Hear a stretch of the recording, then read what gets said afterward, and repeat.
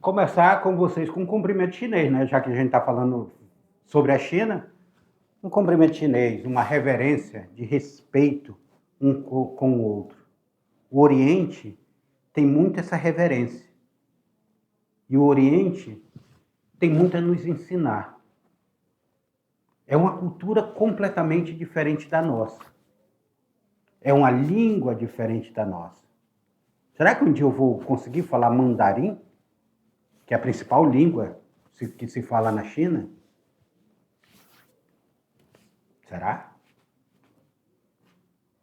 A China, eu estava com um amigo que ele esteve na China, ele falava que era tão grande o aeroporto da China onde ele chegou, que dentro do aeroporto, para ele ir de um canto a outro dentro do aeroporto, ele tinha que ir de metrô. Tinha que pegar metrô dentro do aeroporto, de tão grande que era. A China tem construções monumentais, grandes barragens, grandes produções de energia, grandes indústrias. Hoje, o Brasil e Rondônia, nós somos grandes fornecedores para a China. A maioria da soja que sai de Rondônia sai para a China. Por quê? Porque a China é grande produtora de suíno. Tem prédios inteiros produzindo porco suíno. E a soja nossa serve para alimentar os porcos na China. Saindo daqui de Rondônia. Para eles poderem se alimentar. Por isso que eles dependem tanto da soja do Brasil, soja dos Estados Unidos. Tem essa briga. E no Brasil, quando os Estados Unidos trancou lá, fez as subtarifa, eles partiram para o Brasil e compraram um monte de soja brasileira. Mas bem, eu quero fazer a revisão com vocês rapidinho aí, para a gente fazer atividade. Olha aí, aula 13.2, vamos falar sobre civilização chinesa. Primeiro, as dinastias chinesas. A dinastia chinesa, a primeira dinastia, a dinastia Shang, aqui a dinastia Zhou e Han. São as principais primeiras dinastias aqui.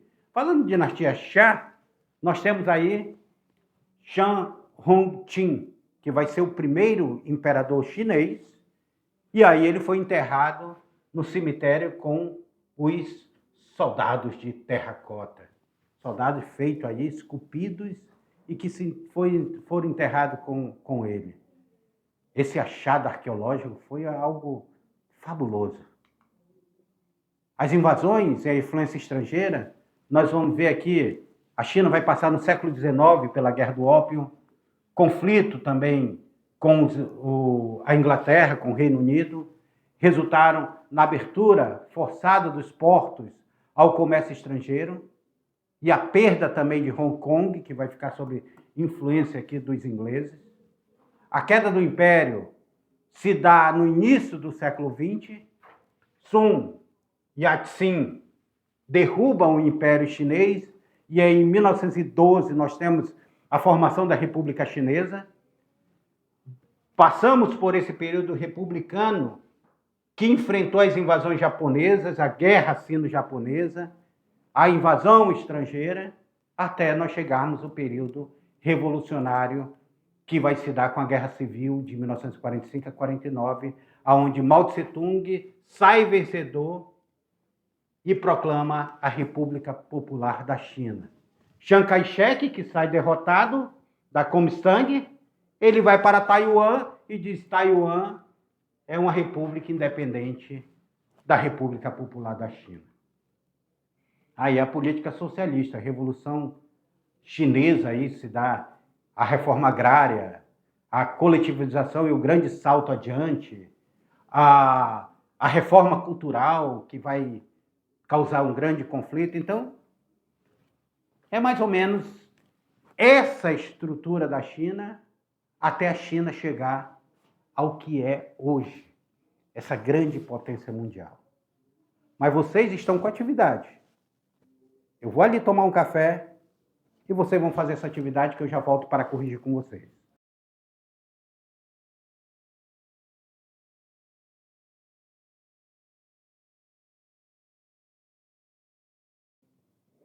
E aí? Fizeram já? Vocês são rápidos, hein? Fizeram a atividade de vocês? Pois é, estou trabalhando com vocês 4 atividades aqui para a gente aprofundar mais sobre esse conhecimento da aula e do mundo chinês. Aquilo que eu falei para vocês no início da nossa aula. Nós estudamos em história no primeiro, segundo e terceiro ano muito a história ocidental. Até os períodos históricos de transição são períodos que estão relacionados a eventos que aconteceram no Ocidente. E pouco nós estudamos o Oriente.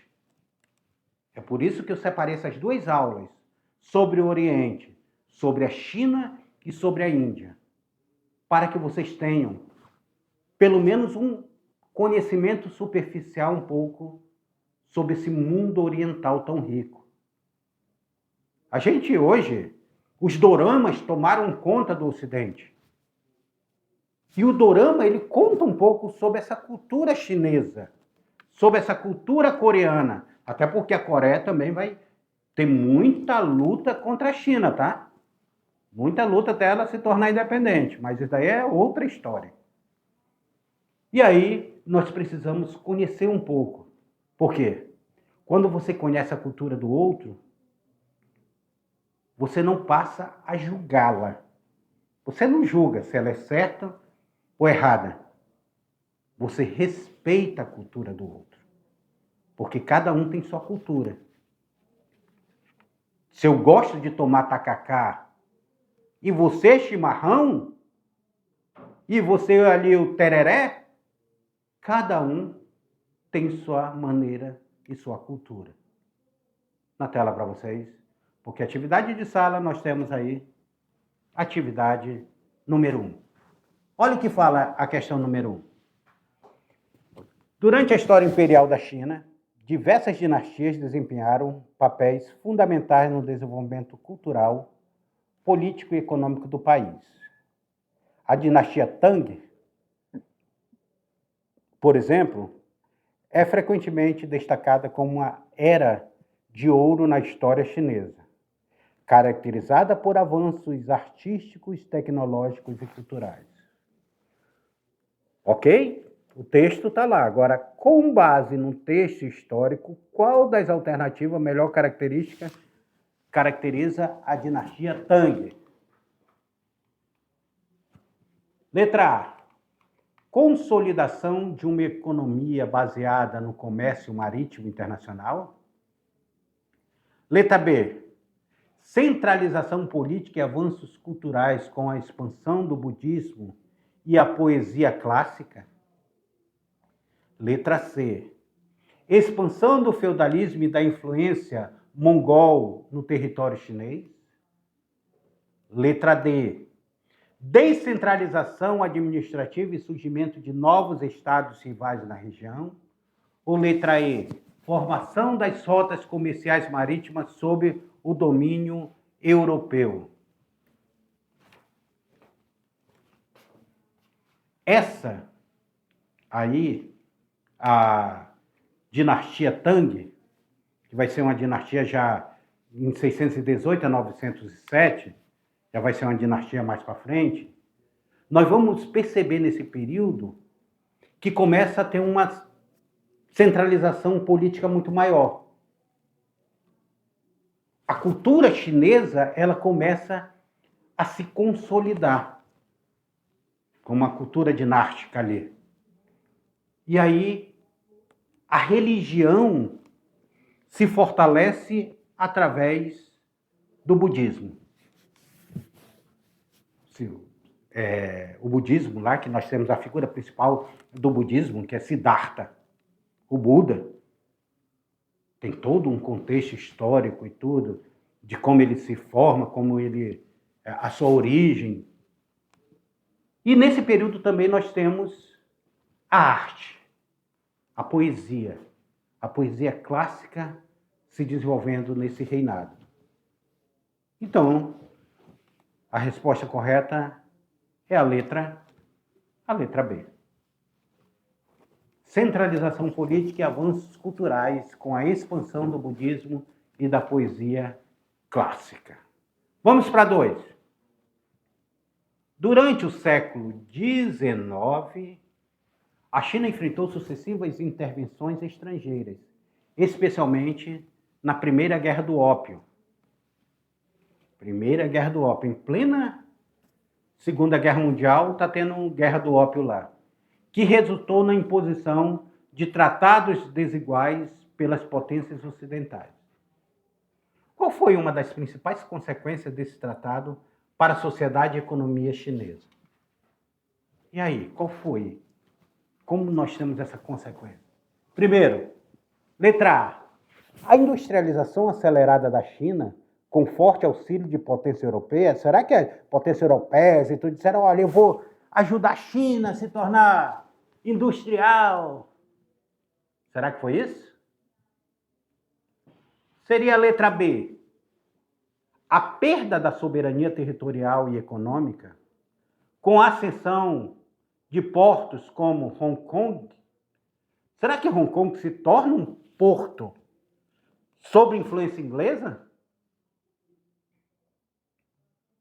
Letra C.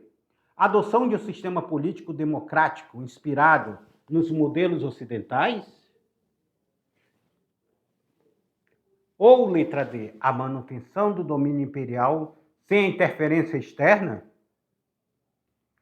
Ou a letra E. A expansão dos movimentos nacionalistas liderado pelo Partido Comunista? E aí?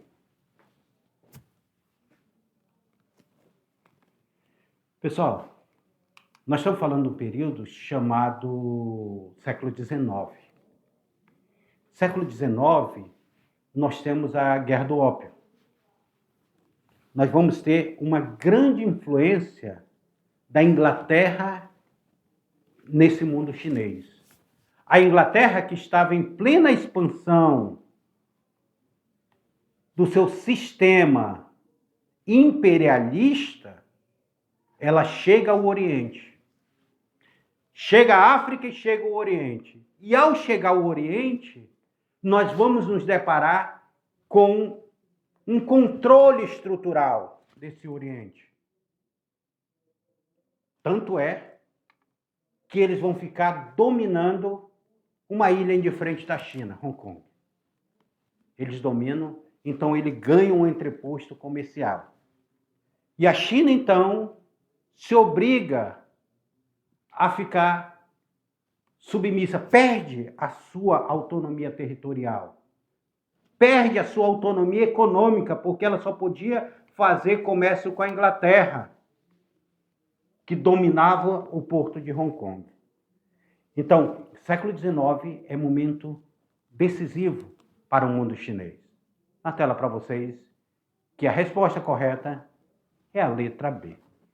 E agora, nós vamos, sabe o quê? Olha aí na tela para vocês aqui, ó. Nós vamos decolar para o futuro.